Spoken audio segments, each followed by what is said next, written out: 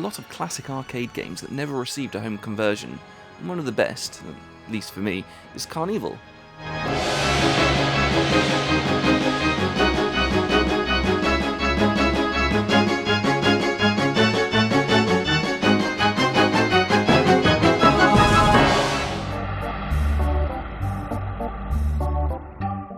It's been a while since I played a light gun game, and I can't recall the last time I found anything good enough to dust off that plastic facsimile of a firearm.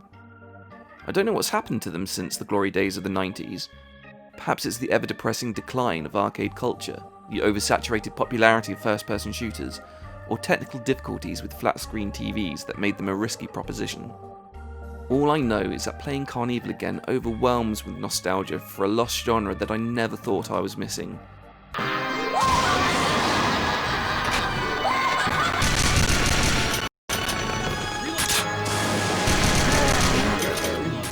If you haven't heard of this handsome-looking game, I don't blame you. Despite being Midway's most successful on-rail shooter at the time, as well as their most expensive, they never thought to bring it to the home market.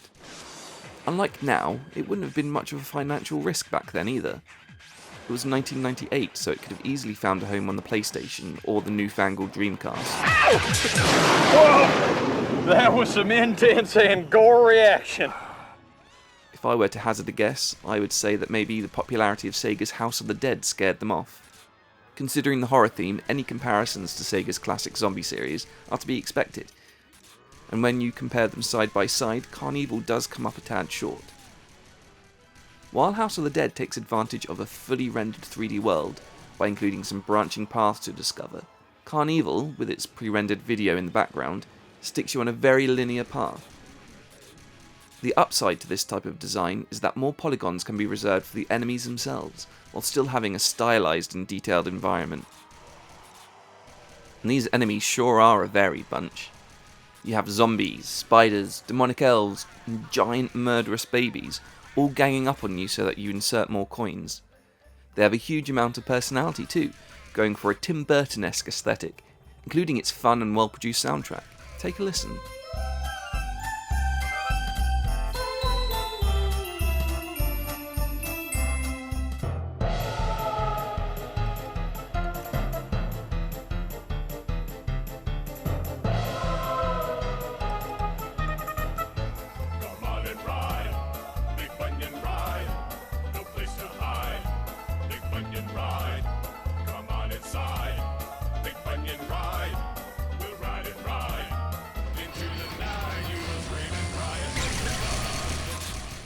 It being Midway, the makers of Mortal Kombat, they haven't skimped on the gory horror either.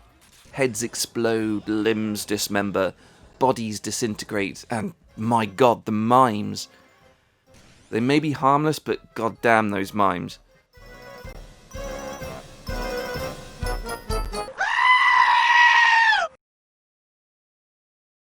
When the moon is full and trees are bare, walk through the cemetery if you dare, where skeletons rot and corpses fester. Locate the tomb with the skull of a jester. Feed him the token all shiny and new. It is then that CarnEvil will return for you. The game itself is actually structured and presented pretty well, even if it's a little short. After an attract mode cinematic detailing how a Halloween hayrider unleashed the demonic imagination of a jester called Umlaut, you're presented with a carnival stand where you can choose your levels. You have 3 to begin with: a haunted house, Rickety Town, and a freak show. The first area, like House of the Dead, is filled with groaning zombies shuffling around a gothic mansion. There's also a chainsaw-wielding Jason alike, and ghosts aplenty. But occasionally, positioned amongst all of this chaos, there'll be a girl by the name of Betty that will crop up at various points too. In other games, you'll probably be more inclined to save her, but these are actually scripted moments, and the aim is to just not shoot her. This hazard-prone blonde got sucked into your bullcrap, and is the only other civilian in the entire game, and if you do kill her, expect a large chunk of your life bar to disappear. At least the townsfolk in House of the Dead would sometimes reward you with an extra life or alternative route, but here she's a little bit superfluous. The next stage is Rickety Town, a Christmas-themed fun fair complete with unstable rides and restaurants that break every health code imaginable. Demonic elves scatter around the area, throwing wrapped presents at you, or dropping trow and mooning you as you go past. This ultimately leads to a showdown with Krampus himself.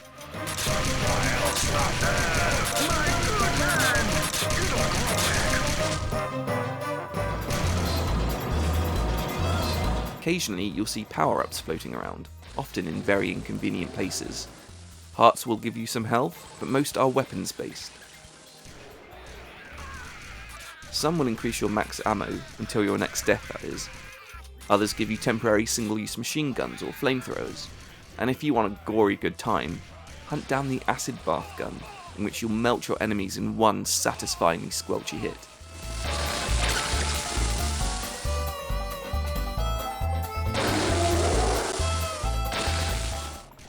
The Freak Show level contains perhaps the most disturbing enemies in the game. There are murderous clowns, double-headed acrobats, and a number of S&M loving goons who sometimes get off on killing themselves before you even get a chance to. If that's not disturbing enough, the final boss is a giant baby stomping around his field-sized playpen like Godzilla in a Toys R Us. Named Junior, this monstrosity is unnaturally accurate with its vomit projectiles, so you're sure to spend more than a few coins on him. But it's still an absurdly entertaining fight. In some arcade venues, this boss was seen as too taboo for their audience, yet somehow ripping spines out Mortal Kombat wasn't. Midway got around this by including an option at startup to change the baby into a demonic teddy bear named Deddy. It still works in the context of the game, but you won't forget that giant baby anytime soon. To enable this in MAME, you need to head on over to the Diagnostics menu.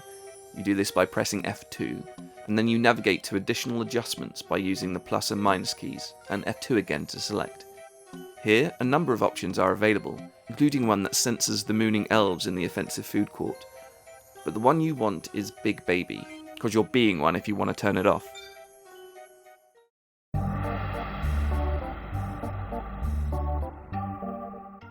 Anyway, after all 3 stages are done, the final area opens up. This takes elements from all 3 previous stages and places them in a giant big top circus tent, culminating in an exciting final encounter with the carnival's curator, Professor Ludwig von Torkenteker. If you want to see how gory that one gets, you're going to have to play it to find out.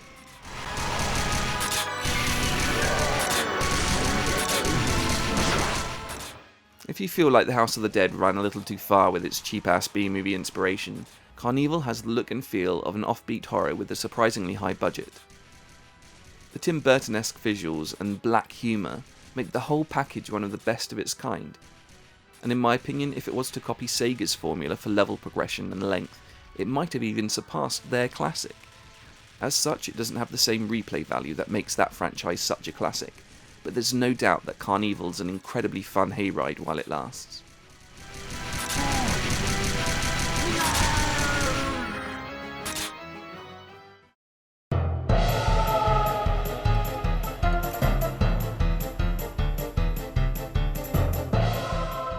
Okay, thank you all for watching. If you want to visit Torkenteker's CarnEvil for yourself, you can do so by visiting the link below, where you can find out how to get it working on Windows 10. Please like, share, subscribe, ring that bell, and if you really want to show your love, consider taking a look at my newly created Patreon page. Link down there too. Thank you all for watching, and I'll see you next time on the Collection Chamber.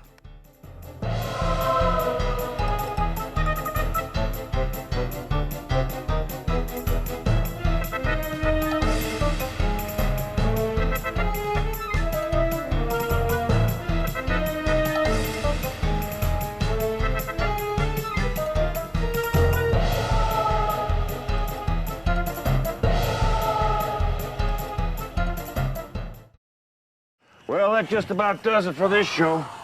We'll see you next time. And whoa, shoot, Deke! Whoa! Reload! Reload! Where's my flamethrower?